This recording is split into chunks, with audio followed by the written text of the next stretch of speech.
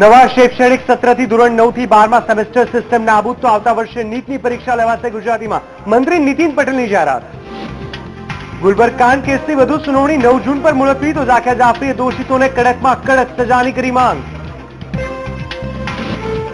રાજ્યમાં ગરમીની રી એન્ટ્રી. કેટલાક શહેરોમાં પારો 45 ડિગ્રી પાર તો ગરમીને કારણે રોગચાળાના કેસોમાં વધારો.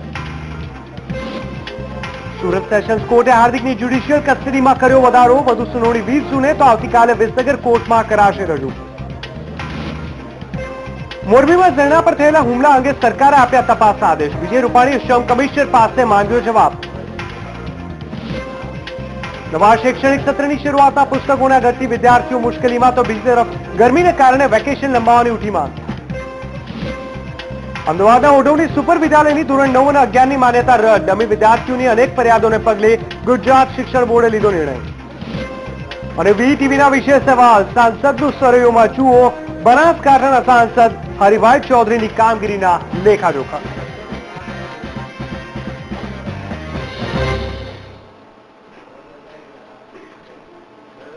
નમસ્કાર દર્શક મિત્રો, હું જીગર દેવાણી આપનું સ્વાગત કરું છું ન્યૂઝ ઝૂમ લાઈવ થી. આજે ગુજરાતમાં એક મહત્વપૂર્ણ સમાચાર પર નજર કરીએ તો સેમેસ્ટર પ્રથા જે છે તેને નાબૂદ કરી દેવામાં આવી છે. ખૂબ જ મહત્વપૂર્ણ જાહેરાત રાજ્ય સરકારના શિક્ષણ મંત્રી તરફથી જે મહત્વપૂર્ણ જાહેરાત કરવામાં આવી છે આપણે બતાવી દઈએ. આ વર્ષે વિદ્યાર્થીઓ માટે સારામાં સારા સમાચાર એ છે કે ધોરણ 9 થી 12 સેમેસ્ટર પ્રથા રદ કરવાની જાહેરાત રાજ્ય સરકારે કરી છે.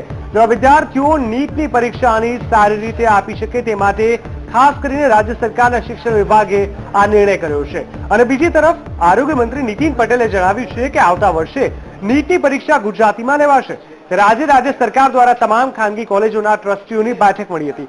14 ખાનગી મેડિકલ કોલેજમાં ચાલુ વર્ષે 25% મેનેજમેન્ટ કોટાથી સીટો ભરાશે, જેમાં 556 સીટો મેનેજમેન્ટ કોટાથી ભરાશે તેવી શક્યતા છે. અને નીટના પરિણામના આધારે આ પ્રવેશ કાર્યવાહી થશે.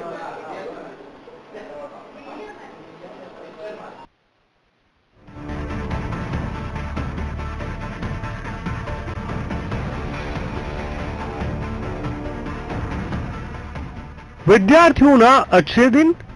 ધોરણ 11-12 વિજ્ઞાન પ્રવાહમાં સેમેસ્ટર સિસ્ટમ રદ. ધોરણ 9-10 વિદ્યાર્થીઓને પણ સેમેસ્ટર સિસ્ટમથી મુક્તિ. નીતિન પટેલે કરી જાહેરાત. રાજ્ય સરકારના શિક્ષણ વિભાગનો મહત્વનો નિર્ણય.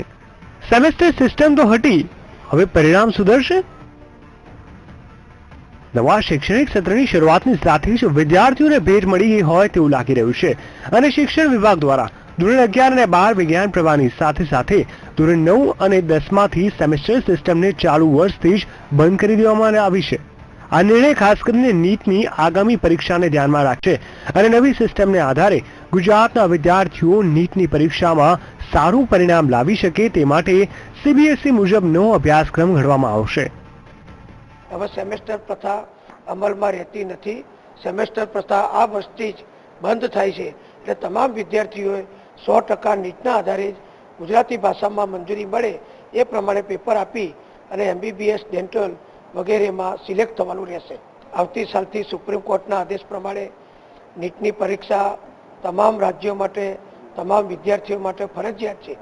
તો આપણા ગુજરાતના વિદ્યાર્થીઓ એમાં અભ્યાસક્રમમાં સહેજ પણ પાછા પડે નહીં એ પ્રમાણેનો અભ્યાસ કરાવવા માટે સીબીએસઈ માધ્યમના આધારે આપણે અભ્યાસક્રમ તૈયાર કરી રહ્યા છે. અને 9, 10, 11, 12માં સેમેસ્ટર પદ્ધતિ નાબૂદ કરવામાં આવે છે. ધોરણ 9ની બંને પરીક્ષાઓ શાળા લેશે, 10ની પહેલી પરીક્ષા શાળા લેશે અને વાર્ષિક પરીક્ષા બોર્ડ લેશે. ધોરણ 11ની પહેલી પરીક્ષા અને બીજી પરીક્ષા બંને શાળા લેશે. ધોરણ 12ની પહેલી પરીક્ષા શાળા લેશે અને બીજી પરીક્ષા એ બોર્ડ લેશે. આ તરફ મેડિકલમાં પ્રવેશ લઈને મંત્રી નીતિન પટેલ અને કોલેજના સંચાલકો વચ્ચે પણ બેઠક યોજાઈ હતી, જેમાં અગત્યનો નિર્ણય લેવામાં આવ્યો છે. અને ગુજરાતની કુલ 20 કોલેજોમાંથી 14 ખાનગી કોલેજોમાં 556 બેઠકો મેનેજમેન્ટ ક્વોટાથી ભરાશે. ગુજરાતની જે ખાનગી કોર્પોરેશન સંચાલિત અને ટ્રસ્ટ સંચાલિત જે સીટો છે એના મેનેજમેન્ટના અને ડીન સાથે આજે અમે આરોગ્ય વિભાગની મિટિંગ કરી હતી અને બધાને આપણે સંમત કર્યા છે કે તમે મેનેજમેન્ટની સીટો એ તમારું કોન્સર્ટિયમ બનાવી અને તમે મેરિટના આધારે નીટના મેરિટના આધારે ભરો અને એની ફી રાજ્ય સરકાર જે માન્ય કરે એ પ્રમાણે ફી ભરવાની અને લેવાની રહેશે. એ અંગેના નિયમો રાજ્ય સરકાર ટૂંક સમયમાં જાહેર કરશે. મહત્વનું છે કે national eligibility and entrance test એટલે કે નીટને લઈને છેલ્લા 1 મહિનાથી વિવાદ ચાલી રહ્યો હતો. Bachelor of medicine and bachelor of surgery એટલે કે MBBS તેમજ બેચલર ઓફ ડેન્ટલ સર્જરીમાં એડમિશન લેવા માટે સુપ્રીમ કોર્ટે આખા દેશમાં એક જ પ્રવેશ પરીક્ષા લેવાના આદેશ સાથે 18 રાજ્યોમાં વિરોધ થયો હતો અને ધોરણ 12 સાયન્સના વિદ્યાર્થીઓ કે જેઓ ડોક્ટર બનવા માંગે છે તેમનું ભાવિ અંધકારમય થતું જોવા મળ્યું હતું. જોકે છેલ્લી ઘડીએ કેન્દ્ર દ્વારા નીટને ટાળવાના વટહુકમને મંજૂરી આપવામાં આવતા સૌએ રાહતો શ્વાસ લીધો હતો અને હવે સેમેસ્ટર સિસ્ટમ બંધ થતા વિદ્યાર્થીઓને કેટલી રાહત મળે છે તે જોવું રહ્યું. Nirav Govani, VTV news, Ahmedabad.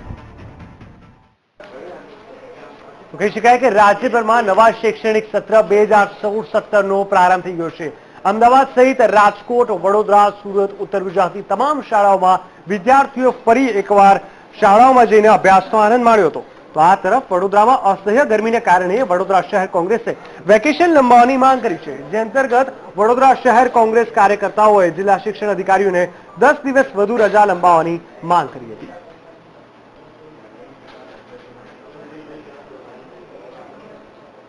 તો કહી શકાય કે રાજ્યભરમાં નવા શૈક્ષણિક સત્રનો પ્રારંભ થયો છે.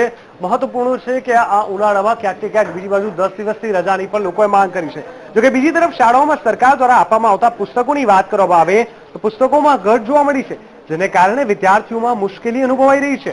સરકાર એક તરફ વિદ્યાર્થીઓને મફત પુસ્તકો આપવાની વાતો કરે છે, ત્યારે બીજી તરફ જે તે સેન્ટરો પરથી મળતા પુસ્તકોમાં ઘટ જોવા મળી રહી છે, જેના પગલે શાળાના આચાર્ય વિદ્યાર્થીઓને પૂરતા પુસ્તકો આપી શકાતા નથી. નોંધનીય છે કે ચાલુ વર્ષે 30 થી 40% પુસ્તકોમાં ઘટ જોવા મળી રહી છે, જેના પગલે વિદ્યાર્થીઓ કઈ રીતે અભ્યાસ કરશે તે એક મોટો પ્રશ્ન છે.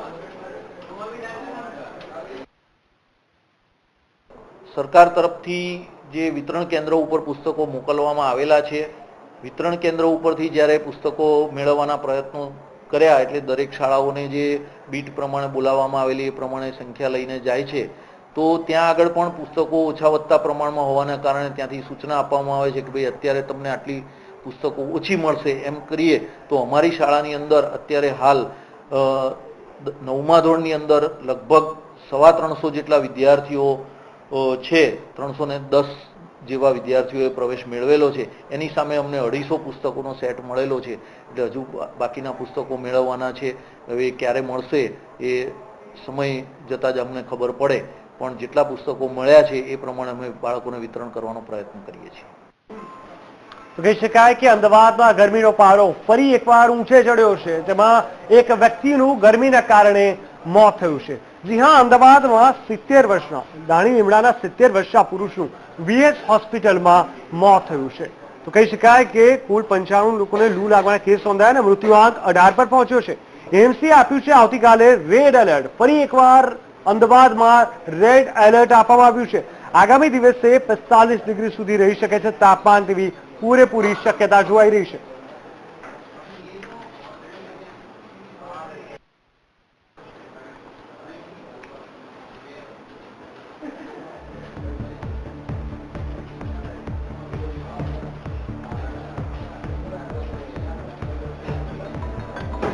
અમદાવાદમાં ગરમીના કારણે વધુ એક વ્યક્તિનું મોત થયું છે. દાણી લીમડાના 70 વર્ષના પુરુષનું VS હોસ્પિટલમાં મોત થયું છે.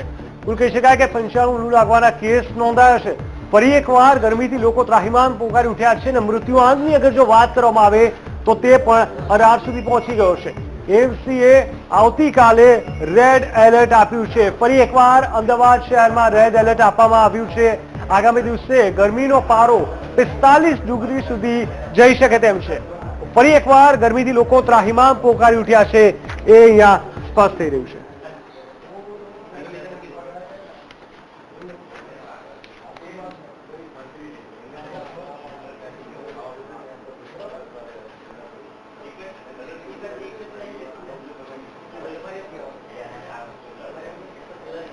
તો ગરમ પવનો અને ભેજના પ્રમાણમાં ઘટાડો થતા અમદાવાદ સહિત રાજ્યમાં ગરમીનો બીજો રાઉન્ડ શરૂ થઈ ગયો છે. વાત આજના તાપમાનની કરીએ તો ઈડરમાં 46.6 ડિગ્રી, અમદાવાદમાં 45.5 ડિગ્રી, વડોદરામાં 42.6 ડિગ્રી, રાજકોટમાં 42.2 ડિગ્રી, સુરેન્દ્રનગરમાં 44.3 ડિગ્રી, ગાંધીનગરમાં 44.4 ડિગ્રી, ખારાગોડામાં પારો 41 ડિગ્રીને પાર થયો છે. તેમજ આગામી 2 થી 3 દિવસમાં અમદાવાદ સહિત રાજ્યના વિવિધ વિસ્તારોમાં ગરમીનું જોર યથાવત રહ્યા બાદ ગરમીનું પ્રમાણ ઘટવાની શક્યતા હવામાન વિભાગે વ્યક્ત કરી છે.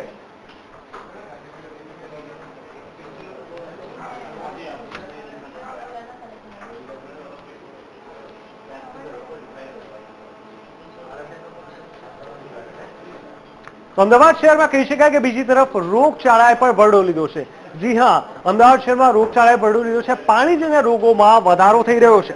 કમળા, ટાઇફોઇડ જેવા કેસોમાં નોંધપાત્ર આંકડાઓ બહાર આવતા આરોગ્ય વિભાગ હરકતમાં આવી ગયું છે.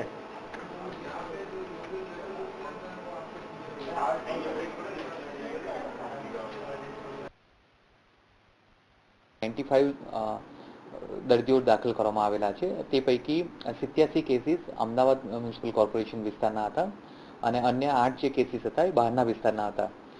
અત્યાર સુધીમાં અમદાવાદ મ્યુનિસિપલ કોર્પોરેશનની હોસ્પિટલમાં ટોટલ 18 વ્યક્તિના મરણ થયેલા છે અને તે પૈકી 13 અમદાવાદ મ્યુનિસિપલ કોર્પોરેશનના અને 5 બહારના વ્યક્તિ છે. તદુપરાંત ગઈકાલના રોજ પણ એક દર્દી દાખલ થયેલું હતું અને જેનું અવસાન આજ રોજ થયેલું છે, જેઓ દાણી લીમડાના રહેવાસી હતા અને તેઓની ઉંમર 70.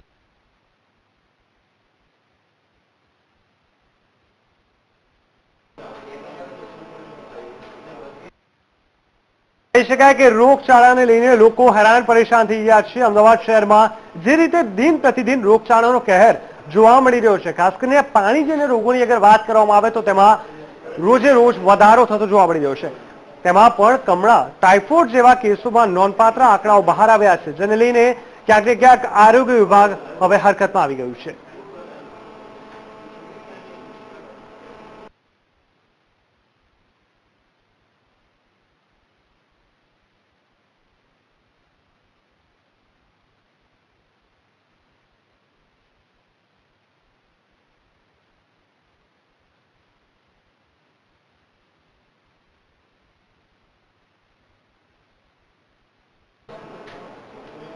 અમદાવાદના બહુચર્ચિત એવા ગુલબર્ગ સોસાયટી હત્યાકાંડની અગર જો વાત કરવામાં આવે તો તેની સુનાવણી 9મી જૂને હાથ ધરાશે.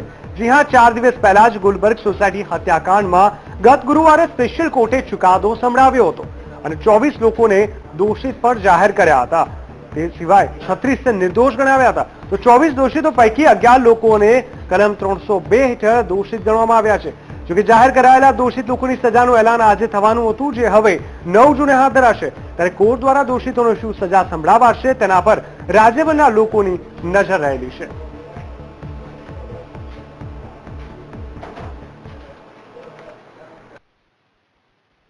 તરફથી લેવામાં આવ્યો કે કન્કરન્ટ ફાઇન્ડિંગ, કન્કરન્ટ સજા કરવી જોઈએ કે એક સજા પછી બીજી કલમની બીજી સજા, ત્રીજી કલમની ત્રીજી સજા એ વારાફરતી ભોગવવી જોઈએ. એમની માંગણી હતી કે જે કલમમાં સજા થાય એ વારાફરતી ભોગવવી જોઈએ. અમારા તરફથી એવી રજૂઆત હજુ બાકી છે અને આવશે કે આવી આવશ્યકતા આ કિસ્સામાં નથી અને અદાલતે આ પાળધડ કરી છે, મેટરને પાળધડ કરી છે, અધૂરી સુનાવણી રાખી છે અને ગુરુવારના દિવસે 9 તારીખે આની ફર્ધર સુનાવણી સજાની क्वांटम बाबत में थसे. वो तो कोर्ट भी सोचेगी, वकील भी सोचेंगे और ऊपर वाला भी सोचेगा कि उनको कैसी सजा मिलना चाहिए, तो वो सजा उनको सजा मिलेगी ही मिलेगी. क्या आपको लगता है कि फैसला आपके हक में ही होगा? क्यों नहीं, मेरे हक में तो होना ही चाहिए फैसला. इतने दिन से जो मैं इंतजार कर रही हूँ, केस लड़ रही हूँ, जद्दोजहद कर रही हूँ, मेरे हक में ही मेरे को उम्मीद है कि मेरे हक में फैसला होगा. કહી શકાય કે અમદાવાદમાં જે રીતે ગુલબર્ગ હત્યાકાંડની અગર જો વાત કરવામાં આવે તેનો જે ચુકાદો આવ્યો હતો તેમાં 24 લોકોને સજા થઈ છે. પરંતુ 24 લોકોમાં ક્યાંક ને ક્યાંક કહી શકાય કે પરિવારજનોનો એવો પણ આક્ષેપ છે કે પોલીસે નિર્દોષ લોકોને ફસાવ્યા છે. જી હા, આવો આક્ષેપ પરિવારજનો હાલ કરી રહ્યા છે.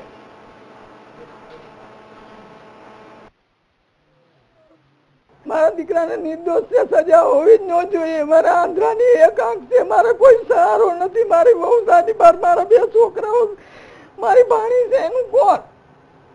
એ રિક્ષા ચલાવીને ગુજરાન ચલાવે છે. અમારા બધાને અમે શું ખાઈશું ને કેવી રીતે રહીશું બોલો? એ ચમનપુરામાં લાખન ઉર્ફે લાખ્યો ભૂર્યો અને વાકડિયા વારો એની બદલે મારા બાબાને લઈ લીધો છે આ લોકોએ. મોરબીની ફેક્ટરીમાં કહી શકાય કે બાળ મજૂરો કામ કરતા હોવાના પુરાવા જે દીકરીએ આપ્યા છે, ઝરણા જોશી નામની દીકરી, અને જેના પર હુમલો કરવામાં આવ્યો તેને લઈને રાજ્ય સરકાર હવે ગંભીર થઈ ગઈ છે. જી હા, યુવતી ઝરણા જોશી પર થયેલા હુમલાને રાજ્ય સરકારે ગંભીરતાથી લીધો છે. રાજ્ય સરકારના શ્રમ અને રોજગાર પ્રધાન વિજય રૂપાણીએ આ સમગ્ર કેસમાં તપાસના આદેશ આપ્યા છે. શ્રમ કમિશનર પાસે ખુલાસો માંગી જવાબદાર વિભાગના કર્મચારીઓ સામે શું પગલાં ભર્યા તેનો રિપોર્ટ પણ મંગાવ્યો છે.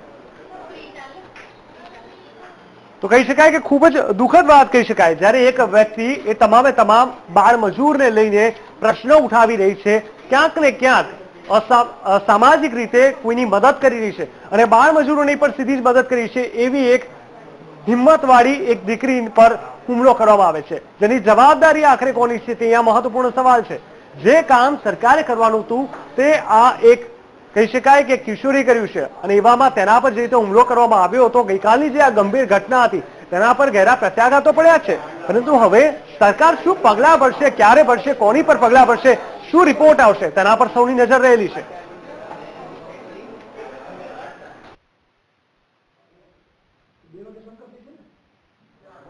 મોરબીની ઘટના અંગે પણ લેબર કમિશનરને મેં સૂચના આપી છે કે ફરિયાદ થઈ, ફરિયાદ અંગેના નીચેના શ્રમ અધિકારીઓ શું પગલાં લીધા, નથી લીધા તો શા માટે નથી લીધા, આ બધી વિગતનો રિપોર્ટ બનાવી અને જરૂરી પગલાં લેવા માટે પણ મેં આદેશ આપ્યો છે.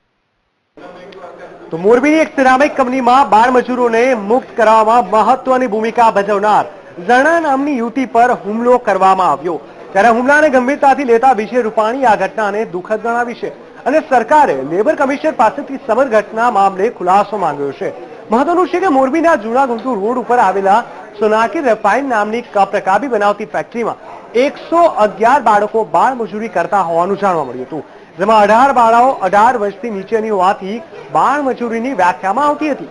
અને ઝરણાએ આ સમગ્ર પ્રકરણનો પર્દાફાશ કર્યો હતો. ત્યારે આ મામલે પોલીસમાં નિવેદન નોંધાવતા ઝરણાને બાઇક સવાર 2 યુવકોએ રોકી હતી અને તેનો દુપટ્ટો ખેંચતા તે એક્ટિવા પરથી પડી ગઈ હતી, જેમાં તેને ઈજાઓ થઈ હતી. અને આ સમગ્ર પ્રકરણમાં તેને કંપની સંચાલકો પર આક્ષેપ કર્યો હતો અને તેના વિરુદ્ધ ફરિયાદ નોંધાવી હતી. તો બીજી તરફ બાળ સુરક્ષા અધિકારી રિંકનજીનબેન મકવાણાએ સોના કંપનીના સંચાલક વિરુદ્ધ જુવેનાઇલ જસ્ટિસ એક્ટની કલમ 79 મુજબ ફરિયાદ નોંધાવી છે.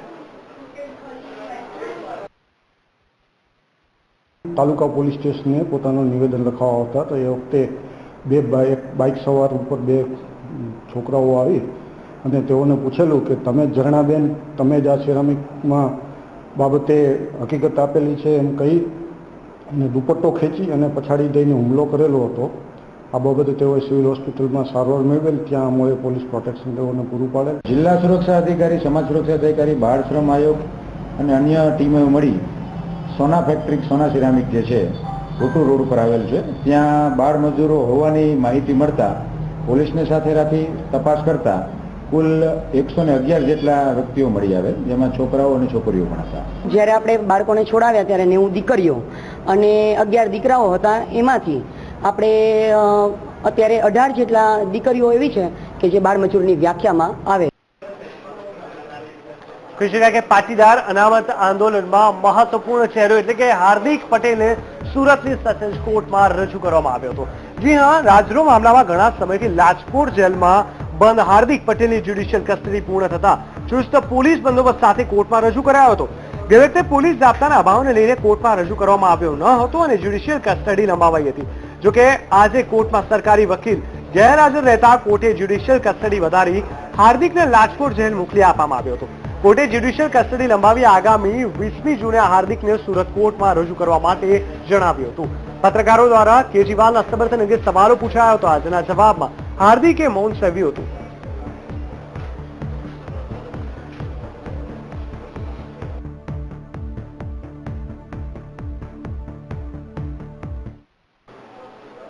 કહી શકાય કે દેશમાં જીએસટી લાગુ કરવાના મામલે કેન્દ્ર સરકારે ફરી એકવાર નવેસરથી પોતાની વ્યૂહરચના ઘડી છે. બંધારણમાં સુધારો કરી કાયદામાં પણ સુધારો કરવામાં આવશે. આ માટે રાજ્યોના નાણાં પ્રધાનો સાથે આગામી 14 અને 15ના રોજ કોલકાતામાં એક બેઠક બોલાવી છે, જેમાં ગુજરાતમાંથી નાણાપ્રધાન સૌરભ પટેલ પણ આ બેઠકમાં હાજરી આપશે. આ બેઠકમાં કાયદામાં કેવા પ્રકારના સુધારાઓ જરૂરી છે તેની પર ડ્રાફ્ટ તૈયાર કરવામાં આવશે. જીએસટી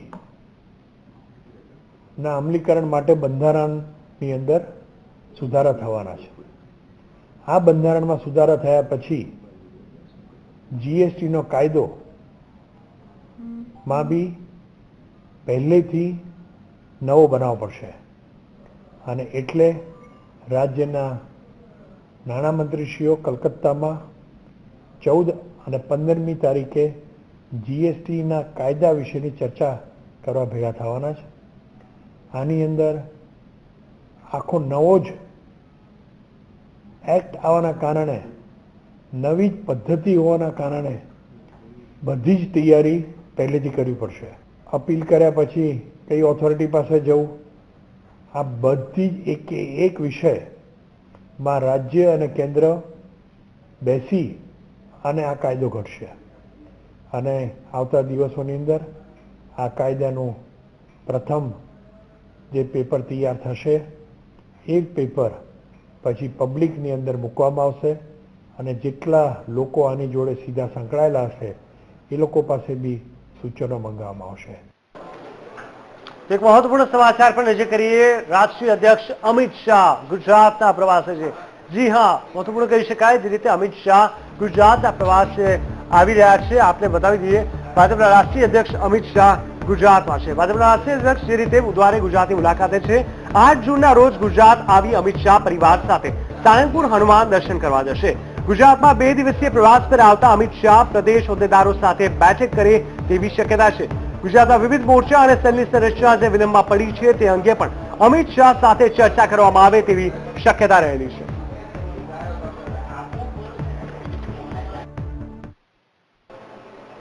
બીજા એક મહત્વપૂર્ણ સમાચાર આવી રહ્યા છે સુરેશ પ્રભુને લઈને. જી હા, આપને બતાવી દે જે સમાચાર આવી રહ્યા છે, ખાસ કરીને મહેસાણા ખાતે વિકાસ પર્વમાં તેઓ ભાગ લેવાના છે. કેન્દ્રીય મંત્રી સુરેશ પ્રભુ ગુજરાતની મુલાકાતે છે. સવારે અમદાવાદ એરપોર્ટ પર તેઓનું આગમન થશે. આવતીકાલે સાંજે તેઓ પત્રકાર પરિષદને પણ સંબોધન કરશે.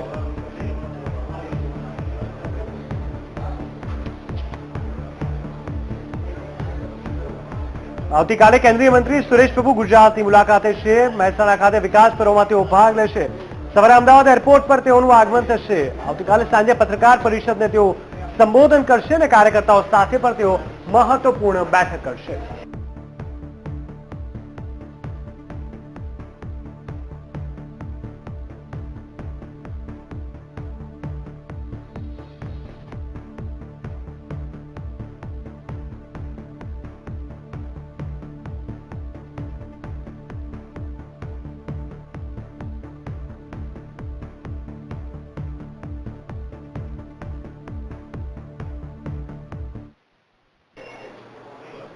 ઓઢવ વિસ્તારની સુપર વિદ્યાલયની ધોરણ 9 અને 11ની માન્યતા રદ કરવામાં આવી છે. જી હા, આ સ્કૂલની ધોરણ 9 અને 11ની માન્યતા એટલા માટે રદ કરવામાં આવી. ગુજરાત શિક્ષણ બોર્ડ દ્વારા કરવામાં આવી. આ શાળા સુપર એજ્યુકેશન ટ્રસ્ટ દ્વારા ચલાવવામાં આવતી હતી. શાળામાં પ્રવેશ ન લેવા સરકારની સલાહ છે અને સ્કૂલના વિદ્યાર્થીઓને અન્ય શાળામાં પ્રવેશ પણ આપવામાં આવશે. આ શાળા સામે ડમી વિદ્યાર્થીઓ તેમજ અન્ય ફરિયાદીઓ બોર્ડમાં કરાઈ હતી.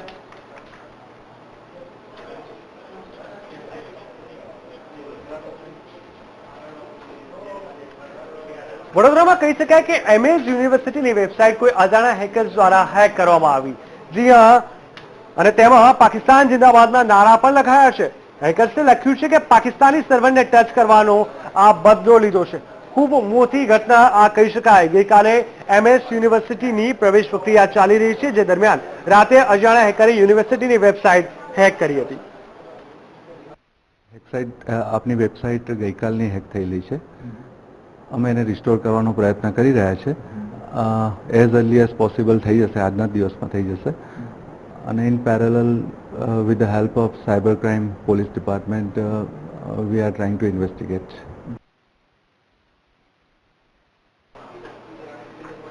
ભરૂચના દહેજના સુવા ગામે 9 ભેંસો અને કહી શકાય કે 25 પક્ષીઓના મોત થયા છે. જી હા, આ પશુઓના મોત કેમિકલ યુક્ત પાણી પીવાના કારણે થયા છે તેવું પ્રાથમિક તપાસમાં જાણવા મળ્યું છે.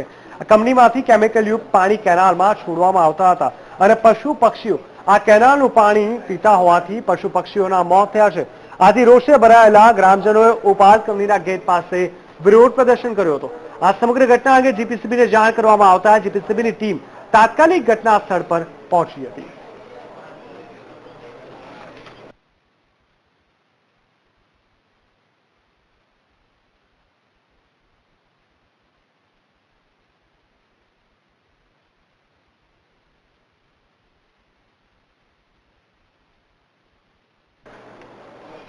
પાટણની મહિલા કોલોની કહી શકાય કે કાજલ પરમાર નામની જે યુવતી હતી તે ક્યાંક ને ક્યાંક તેના ઘરની કંગાલ પરિસ્થિતિને લઈને પાછી પડી હતી.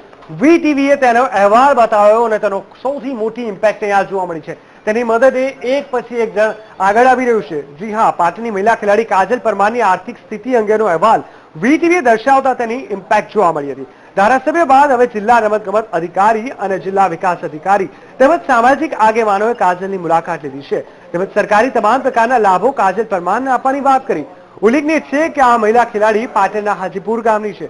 રમતગમત ક્ષેત્રે નામના મેળવેલી કાજલ પરમારે ઘરની પરિસ્થિતિ નબળી હોવાને કારણે પોતાના જીતેલા મેડલો નીલામ કરવાનો નિર્ણય લીધો હતો. કાજલે બરફી ફેંક, ગોળા ફેંક અને ચક્ર ફેંકમાં 44 થી વધુ ગોલ્ડ તેમજ બ્રોન્ઝ મેડલ હાંસલ કર્યા છે.